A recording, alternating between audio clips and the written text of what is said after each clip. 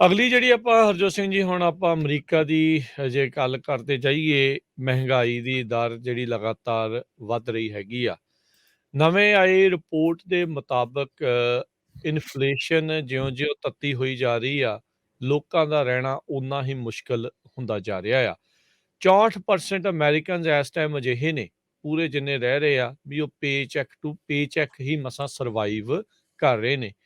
ਇਨਕਰੀਜ਼ਡ caste of living ਦੇ ਕਰਕੇ ਘਰਾਂ ਦੇ ਵਿੱਚ ਬੜੀਆਂ ਮੁਸ਼ਕਲਾਂ ਆ ਉਹ ਆਈਆਂ ਆ। ਸਟ੍ਰੇਨ ਜਿਹੜਾ ਆ ਉਹ ਬਹੁਤ ਜ਼ਿਆਦਾ ਭਾਰ ਪੈ ਰਿਹਾ ਆ। 2/3 ਅਮਰੀਕਨਜ਼ ਪੇਚੈਕ ਟੂ ਪੇਚੈਕ ਜਿਹੜੇ ਆ ਉਹ ਰਹਿ ਰਹੇ ਨੇ।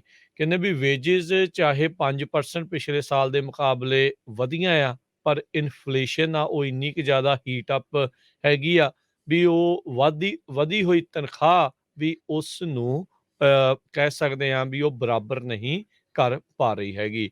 ਸੋ ਵੇਜ ਰਾਈਜ਼ ਹਮੇਸ਼ਾ ਹੀ ਦੇਖਿਆ ਆ ਵੀ ਉਹ ਸਲੋਵਰ ਰਹੀ ਆ ਇਨਫਲੇਸ਼ਨ ਦੇ ਮੁਕਾਬਲੇ।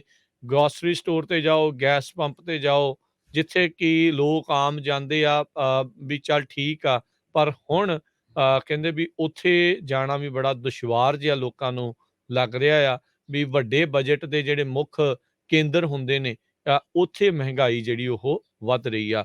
ਪਿਛਲੇ ਦਸੰਬਰ ਦੇ ਵਿੱਚ 61% ਸੀਗੇ ਅਜਿਹੇ ਅਮਰੀਕੀ ਪਾਪੂਲੇਸ਼ਨ ਜਿਹੜੀ ਪੇਚੈਕ ਟੂ ਪੇਚੈਕ ਰਹਿ ਰਹੀ ਸੀ। ਉਸ ਦੇ ਵਿੱਚ ਹੁਣ ਵਾਧਾ ਹੋਇਆ ਹੈ ਤੇ ਉਹ 64% ਦੇ ਉੱਤੇ ਪਹੁੰਚ ਚੁੱਕੀ ਆ। 2020 ਦੇ ਵਿੱਚ ਅੱਜ ਤੋਂ 2 ਵਰ੍ਹੇ ਪਹਿਲਾਂ ਜਦੋਂ ਲੋਕਾਂ ਕੋਵਿਡ ਦੇ ਕਰਕੇ ਸਭ ਕੁਛ ਠੱਪ ਜਿਹੜਾ ਉਹ ਹੋ ਰਿਹਾ ਸੀਗਾ, ਉਦੋਂ ਇਹ 65% ਤੱਕ ਵੀ ਜਿਹੜੀ ਉਹ ਪਹੁੰਚ ਗਈ ਸੀ। ਕਹਿੰਦੇ ਵੀ ਹੁਣ ਕਮਿਊਟ ਵੀ ਕਰਨਾ ਪੈਣਾ ਆ, ਰੋਟੀ ਵੀ ਖਾਣੀ ਆ। ਇਹ ਅਜਿਹੇ ਖਰਚੇ ਨਹੀਂ ਆ ਵੀ ਜਿਨ੍ਹਾਂ ਨੂੰ ਤੁਸੀਂ ਸਾਈਡ ਤੇ ਰੱਖ ਸਕਦੇ ਆ ਵੀ ਚੱਲ ਇਸ ਵਾਰ ਆਹ ਚੀਜ਼ ਨਾ ਲਵਾਂਗੇ ਤੇ ਸਰ ਜਾਊਗਾ, ਪਰ ਕਹਿੰਦੇ ਆ ਵੀ ਉਹ ਮੁਸ਼ਕਲ ਹੈਗੀ ਆ।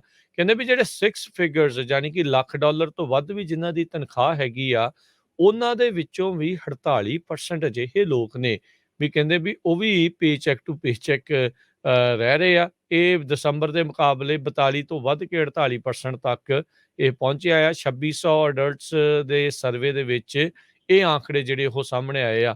ਹੁਣ ਜਿੱਦਾਂ ਗੱਲ ਕਰੀਏ ਹਰਜੋਤ ਸਿੰਘ ਜੀ ਵੀ $1,00,000 ਕਮਾਉਣ ਵਾਲਾ ਸੈਨ ਹੋਜ਼ੇ ਜਾਂ ਸੈਨ ਫਰਾਂਸਿਸਕੋ 'ਚ ਦੇਖਣ ਨੂੰ ਤਾਂ ਲੱਗਦਾ ਵੀ ਬੜੀ ਤਨਖਾਹ ਆ, ਪਰ ਉੱਥੇ ਦੇ ਕਾਸਟ ਆਫ ਲਿਵਿੰਗ ਦੇ ਮੁਕਾਬਲੇ ਬਹੁਤ ਘੱਟ ਇੱਕ ਹਿਸਾਬ ਦੇ ਨਾਲ ਬਣ ਜਾਂਦਾ ਆ।